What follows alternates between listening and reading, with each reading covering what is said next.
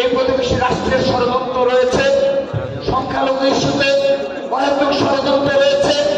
খুনি হাসিনা হাজার হাজার কোটি টাকা নিয়ে পালিয়ে গিয়ে তিনি সেই অর্থগুলো এখন ষড়যন্ত্রের কাজে ব্যয় করছে। এই প্রশাসনে এখনো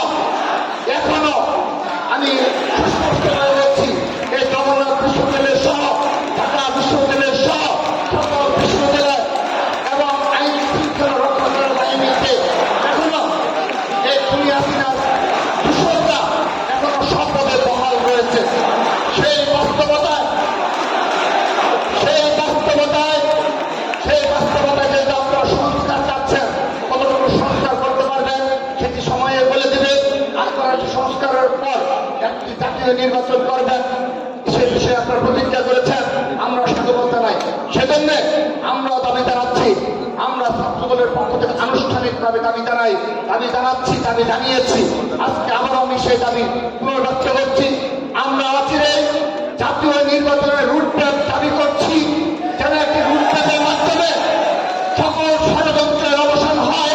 এই জাতীয় নির্বাচনের রুটম্যাপ ঘোষণার মাধ্যমে খুনি হাসিনাও জানবে এই দেশের সাধারণ জনগণ ভোটাধিকার প্রয়োগ করবে, সাধারণ জনগণের সরকার প্রতিষ্ঠিত হবে এবং এই দেশে যারা দূষণরা বসে রয়েছে তারাও সচেতন হবে। এই দেশে আর কখনো ষড়যন্ত্রে লিপ্ত হওয়া যাবে না। তারা আর কখনো এই ইউনূস সাহেবের সরকারকে অসহযোগিতা করবে না, কোনো ষড়যন্ত্র করবে না। অর্থাৎ আমরা বিশ্বাস করি এই জাতীয় নির্বাচনের রুটম্যাপ যদি তারা ঘোষণা করে এই দেশে আজকের যে বিশৃঙ্খল পরিস্থিতি, যে ধরনের ষড়যন্ত্র, যে ধরনের অনিশ্চয়তা, আমরা বিশ্বাস করি তার 80% সমস্যা ওই এক ঘোষণার মাধ্যমে সমাধান হয়ে যাবে বিশ্বাস করি। সেজন্য স্পষ্টভাবে দাবি করছি জাতীয় নির্বাচনের রুটম্যাপ ঘোষণা করতে হবে। অতঃপর ক্যাম্পাসগুলোতে কিছু সংস্কার নিয়ে আসতে হবে, যেখানে বিশ্ববিদ্যালয়ের প্রশাসনগুলোতে এখনো ছাত্রলীগের, আওয়ামী লীগের যারা দূষণ রয়েছে, প্রতিবাদের অংশ রয়েছে, বিশেষ করে কতগুলো শিক্ষক শ্রেণী রয়েছে যারা সরাসরি প্রতিবাদের সাথে যুক্ত ছিল, তাদের অনুসরণ করতে হবে। সে সকল ছাত্রলীগের নেতৃবৃন্দ আমরা খুবই আজকে আমরা আরো বেশি মর্মাহত হচ্ছি। বিশেষ করে যারা ছাত্র আন্দোলনের ব্যানারে যারা নেতৃত্বে ছিলেন, তারা অপরাধের বিষয়ে তারা সজাগ দৃষ্টি রাখলেও কিছু বিষয়ে তাদের অত্যাবশ্যকের কাজ ছিল, সেই বিষয়ে তাদের কোনো দৃষ্টি নেই। যেমন আপনি মনে করে থাকেন আমরা এখন ডাকসু বলেন সকল ছাত্র সংসদ নির্বাচন, এটি ছাত্রদের অনেক আগের দাবি। কিন্তু আপনারা বলে থাকেন এই ছাত্রলীগের যারা দূষণ ছিল, যারা খুনি হাসিনার সুবিধাভোগী দূষণ যারা রয়েছে, কোন ক্যাম্পাস থেকে কতজন পালিয়ে গেছে, খুব বেশি সংখ্যক পালিয়ে যায়নি। তারা এখনো ঢাকা বিশ্ববিদ্যালয়ের অধিকাংশ হলগুলোতে তারা অবস্থান করছে। এই জগন্নাথ বিশ্ববিদ্যালয়ে শুধুমাত্র কমিটি, ছাত্রলীগের কমিটি নেতৃবৃন্দ, অল্প কিছু নেতৃবৃন্দ এবং যারা চিহ্নিত নেতৃবৃন্দ অল্প কিছু ব্যতীত তারা এখন সাধারণ শিক্ষার্থী বেশে এই ক্যাম্পাসে তারা এই পরিবেশে আপনারা যেখানে পরিবেশের কথা এত কিছু বলেন, যখন রাষ্ট্রীয় বিষয় আসে তখন সংস্কার বিষয় আসে, তো এই সংস্কারগুলোকে কে করবে? এই ছাত্রলীগের বিচার কে করবে? যারা আজও প্রতি বিপ্লবের স্বপ্ন দেখে, যারা এখনো মাস্ক পরে, হেলমেট পরে, যারা এখনো মিছিল করার চেষ্টা চালিয়ে যাচ্ছে, যারা এখনো সোশ্যাল মিডিয়ায় বিতর্ক তৈরি করে যাচ্ছে, যারা এখনো সোশ্যাল মিডিয়ায় ষড়যন্ত্র করে যাচ্ছে, নোংরামিতে লিপ্ত হচ্ছে, তাদের সংস্কার না করে আপনারা এত তড়িঘড়ি করে এই 4 মাসের বাস্তবতায় আপনাদের জনপ্রিয়তা রাখার অবস্থা থাকাকালীন সময়ে ডাকসু করে বলবেন, এটি সম্ভবত ঐতিহাসিকভাবে ভুল সিদ্ধান্ত হবে বলে আমরা বিশ্বাস করি। সেজন্য আমরা দাবি জানাচ্ছি এই দেশের সব সমস্যার সমাধান হবে।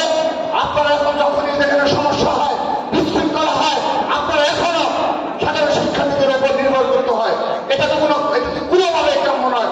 সাধারণ শিক্ষার্থীদের মূল কাজ হল পড়াশোনা করা এবং সরকারের উচিত হল সেই পড়ালেখার পরিবেশ সুনিশ্চিত করা এবং আমাদের ছাত্রদল সহ সকল ছাত্র সংগঠনের কাজ হল পড়ালেখার পাশাপাশি সাধারণ শিক্ষাকে অধিকার বাস্তবায়নে কাজ করা। আমাদের কেন কাজ হবে এই বিজেপি যদি কোনো এই পুলিশ বাহিনী কোনো বিশৃঙ্খলা হয়, যদি গার্মেন্টসে বিশৃঙ্খলা হয়, যদি সেনাবাহিনী কোনো বিশৃঙ্খলা হয়, যদি টিএসসিতে কোনো বিশৃঙ্খলা হয়, তার জন্য সাধারণ শিক্ষার্থীদের কেন সেখানে আপনাদের নিয়োজিত করতে হবে? সেজন্য এই বিষয়গুলোতে সজাগ দৃষ্টি রাখার জন্য আহ্বান জানাচ্ছি এবং গভীরভাবে বিশ্লেষণ করে চিন্তা ভাবনা করে তারপর সিদ্ধান্ত নেওয়ার আহ্বান জানাচ্ছি। এবং সর্বশেষ আরেকটি দাবি রেখে আমি আমার বক্তব্য শেষ করবো, এবং এটি আমার দাবি হল জগন্নাথ বিশ্ববিদ্যালয়ের প্রশাসনের নিকট আমি জোর দাবি জানাচ্ছি, এই জগন্নাথের হলের জন্য 2005 সালে দেশ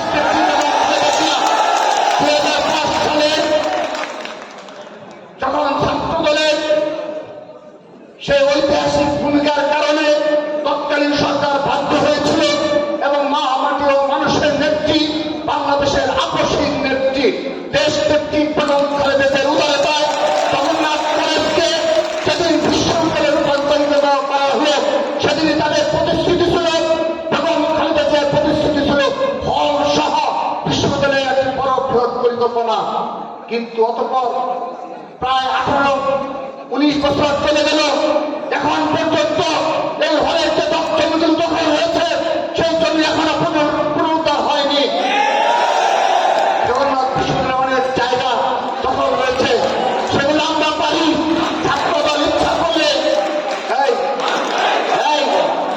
আমরা ছাত্রদল যদি ইচ্ছে করি সাধারণ শিক্ষার্থীদের নিয়ে সব জমি আমরা একদিনের মধ্যে পুনরুদ্ধার করার মতো সক্ষমতা রাখি।